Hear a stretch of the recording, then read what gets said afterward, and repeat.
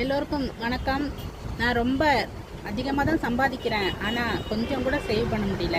ஒரு எமர்ஜென்சி கூட எனக்கு டக்குன்னு காசு கிடைக்க மாட்டேங்குது அப்படின்னு யோசிச்சுட்டு இருக்கீங்களா?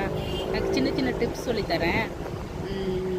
நம்ம ஏதாவது ஒரு இதில் இன்வெஸ்ட் பண்ணணும். சேவிங்ஸ் மென்டாலிட்டி கொஞ்சமாவது நமக்கு இருக்கணும். ஆர்டியோ இல்லை கோல்டு சேவிங்ஸோ சின்ன சின்ன அமௌண்ட் ஆச்சு. ஒரு 500 ருபீஸ், 1000 ருபீஸ், ஏங்க ஒரு 200 ருபீஸ் நீங்கள் சேவ் பண்ணால் கூட அது நமக்கு எமர்ஜென்சிக்கு யூஸ் ஆகும்.